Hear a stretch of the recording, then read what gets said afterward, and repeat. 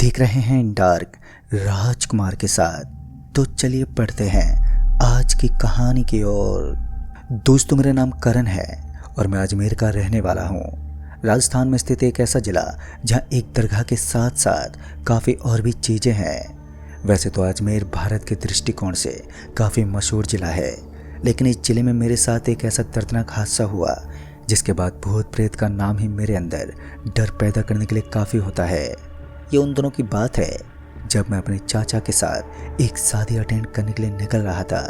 अजमेर का गांव रंगापुरी, जिसे हादसों के नाम से काफ़ी मशहूर किया जाता है, और उसका एक कारण ये भी है कि इस गांव के अंदर अमूमन लोग भूतों को देखते हैं।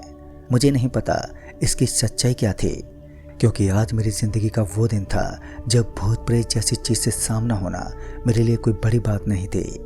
कराइए जानते हैं कि क्या हुआ था मेरे साथ, जिसके बाद मेरी ज़िंदगी पूरी तरीके से बदल गई।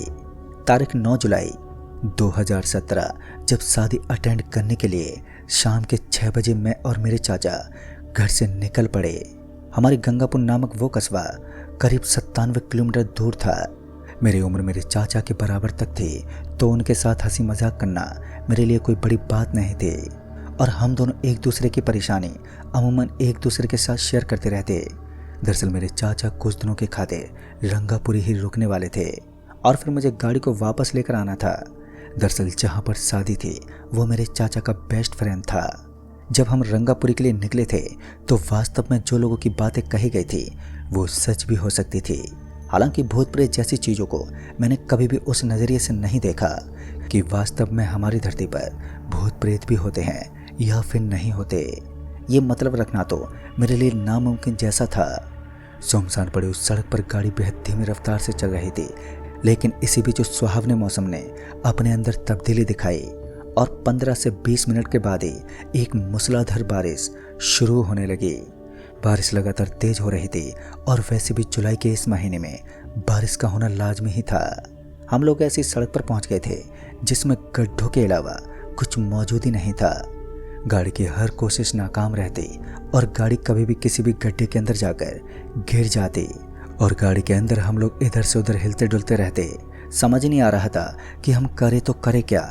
और इसी बीच शायद हम लोग राजस्थान के शेखावाटी यूनिवर्सिटी के पास पहुंच गए थे, जो कि दिखने में एक बहुत ही खूबसूरत जगह थी। हम उसके करीब से गुजर ही रहे थे कि हमने देखा कि राजस्थान के इस जिले में इतनी ज़्यादा बारिश हो चुकी थी कि सामने से गाड़ी का गुजरना लगभग नामुमकिन सा लग रहा था। पानी काफ़ी हद तक ऊपर तक भरा हुआ था, और अब हमारा आगे जाना भी बहुत ही मुश्किल होने लगा।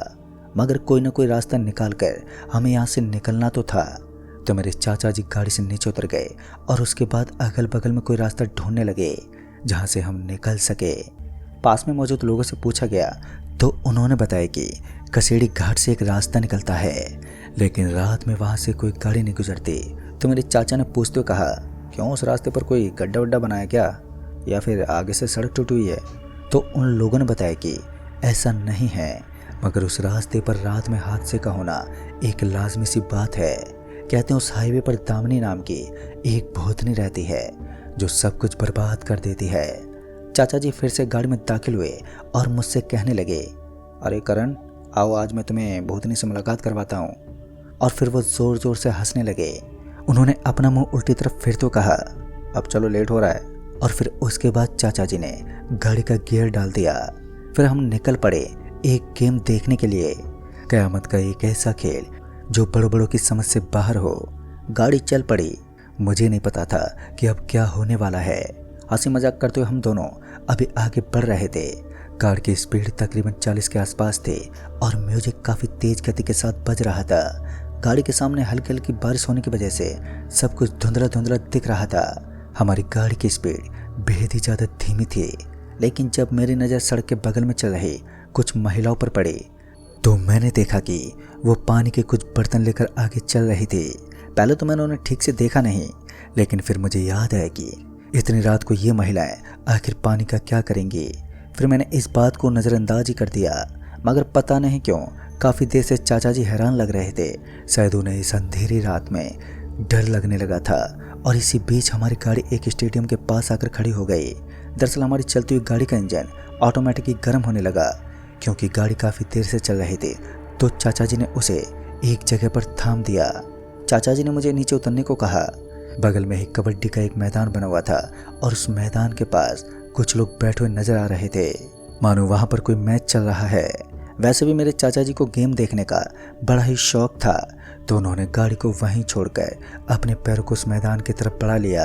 मगर मुझे इन चीज़ों से थोड़ी दूर ही अच्छी लगती थी, जिस वजह से मैं गाड़ी के पास ही खड़ा रहा और चाचा जी के आने का वेट करने लगा। मैदान की दूरी यहाँ से करीब 50 मीटर की दूरी पर थी। फिर मैं गाड़ी के बोनट के पास आकर खड़ा हो गया और चाचा जी के वापस आने का इंतज़ार करने लगा। 15 मिनट बीत गए, लेकिन चाचा जी का कोई ठिकाना नहीं था। जहाँ पर मैदान बना हुआ था वहाँ एकदम सन्नाटा था। मुझे थोड़ी बहुत आशंका हुई कि यहाँ पर कुछ अजीब है, और फिर जब मैं उस मैदान के पास गया तो मैंने देखा कि चाचा जी को कुछ लोगों ने पकड़ लिया है और उन्हें जंजीरों से बांध रहे थे। देखने में यह कोई आदिवासी लग रहे थे, लेकिन फिर एंट्री हुई एक महिला की। लंबा चौड़ा शरीर, दिखने में मोटी मोटी आंखें और डरावने रूप में नजर आने वाली ये अजीब सी महिला मेरे चाचा जी की तरफ बढ़ने लगी। इससे पहले चाचा जी को कुछ हो पाता, मैं उन लोगों के बीच कूद गया और किसी तरह चाचा जी को उनके चंगुल से छुड़ा दिया। चाचा जी ने कांपती आवाज़ में कहा, बेटा यहाँ से भागना होगा। ये लोग इंसान नहीं बल्कि भूतों की बस्ती के कुछ सदस्य हैं, और ये दामिनी है जो बेहद ही भयानक है। मैं हैरानी से बोला, दामिनी? ये कौन है? मगर उस वक्त चाचा ने मुझे कुछ भी नहीं बताया और भागते हुए गाड़ी में बैठने को कहा। लिहाजा मैंने वैसा ही किया।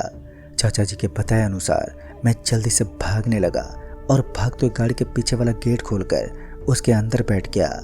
इस जोरदार सन्नाटे ने कहीं ना कहीं मुझे नतमस्तक कर दिया था। फिर पता नहीं क्यों चाचा जी के शरीर पर अजीब से घाव बनने लगे और उनका शरीर अचानक ही अजीब अजीब हरकतें करने लगा। ब्लड निकलने के साथ साथ उनके शरीर में तेज बुखार आने लगा, और ये सब उन भयानक आत्माओं का कमाल था जो कि कुछ देर पहले चाचा जी को जकड़ चुकी थी। अब मेरे दिमाग ने काम करना तक बंद कर दिया था। फिर हमारी गाड़ी के चारों तरफ कुछ काले काले हाथों ने डेरा डाल लिया और वो दरवाजे पर दस्तक देने लगे। चाचा जी इस समय ड्राइविंग सीट पर बैठे हुए थे। मैंने उन्हें किसी तरह हटाया और ड्राइविंग सीट पर खुद सवार हो गया। मैंने सोचा था कि जल्दी से गाड़ी को भगाकर यहाँ से निकल जाऊंगा, लेकिन इसका उल्टा ही हुआ। जब मैं गाड़ी को वहाँ से निकालने की कोशिश करने लगा तो हमारी गाड़ी तकरीबन 1.5 से 2 फीट गहरे गड्ढे के अंदर धंस गई। गाड़ी का पहिया जैसे उस गड्ढे के अंदर गिरा तो मेरी ज़िंदगी जीने की उम्मीदें भी ख़त्म होने लगी। मुझे लगा कि मैं अपनी ज़िंदगी के आखिरी पलों को सहन रहा हूँ, लेकिन किस्मत कुछ और ही चाहती थी। या तो चाचा जी की मौत या फिर मेरी ज़िंदगी भी तबाह होने वाली थी। जहाँ एक तरफ मेरे दिमाग ने काम करना बंद कर दिया था तो दूसरी तरफ चाचा भी गंभीर हालत में पहुँच रहे थे।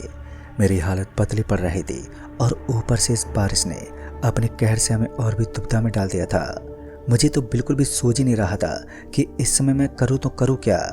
और फिर मेरी तरफ गाड़ी के अंदर लटके श्याम बाबा के एक लॉकेट पर पड़ी तो मेरी आंखें एकदम से चमक उठी। पता नहीं क्यों, लेकिन उस लॉकेट को देखते ही मेरे अंदर एक अजीब सी ऊर्जा का एहसास होने लगा। फिर हमारी गाड़ी जोरों से हिलने लगी तो मैंने किसी तरह अपने चाचा जी को वहाँ से उठाया और बगल वाली सीट पर बैठा तो दिया था, लेकिन अब गाड़ी को निकालना बड़ा ही मुश्किल था। गाड़ी जोरों से हिल रही थी। फिर मैंने गाड़ी के एक्सीलेटर पर अपना पाँव रखा और निकालने की कोशिश करने लगा। काफ़ी देर की मशक्क़त के बाद गाड़ी निकल गई और इस बार मैंने आओ देखा न ताव और एक जोरदार स्पीड के साथ उस सड़क को चीरते आगे निकलने लगा। मुझे लगा कि मैं अब खतरे से बाहर हूँ, लेकिन जब एक बार मेरी नज़र गाड़ी के साइड मिरर पर पड़ी तो मेरी आंखें एक बार फिर फटी की फटी रह गई। दरअसल मैंने देखा कि सर कटे हुए काफ़ी सारे प्रेत या उनकी टोली मेरी गाड़ी के पीछे भाग रही थी। मैंने इस बार गाड़ी की स्पीड को दुगना कर दिया था और इसी तरह उन खुखार भूतों से बचते हुए हम एक अस्पताल के पास पहुँचे। अस्पताल बहुत बड़ा लग रहा था और उसके बाद मैं अपने चाचा को लेकर उस अस्पताल के अंदर घुस गया। मगर अस्पताल के कुछ समझदार लोगों ने बताया कि अजमेर में दरगाह है, आप अपने चाचा को वहीं पर लेकर जाइए। और उसके बाद मैंने वही किया। मैं अपने चाचा जी को लेकर उस दरगाह में पहुंचा तो मैंने देखा वहाँ पर हर प्रकार की काली शक्तियों को निकाला जाता था और उन्होंने मेरे चाचा का इलाज काफ़ी अच्छे से किया और बदले में कुछ पैसों की भी मांग की। दोस्तों, आज तक का रिकॉर्ड रहा है कि मैं कभी भी अपनी गाड़ी लेकर किसी भी सुनसान रास्ते से नहीं गुजरता। जो मेन रास्ता होता है मैं वहीं से निकलता हूँ। फिर मैं अपने चाचा को लेकर शादी को अटेंड करने में सफल हुआ और फिर चाचा को वहीं छोड़कर सुबह सुबह अपने घर भी लौट गया। पर आज भी मैं उस हादसे को भुला नहीं पाया।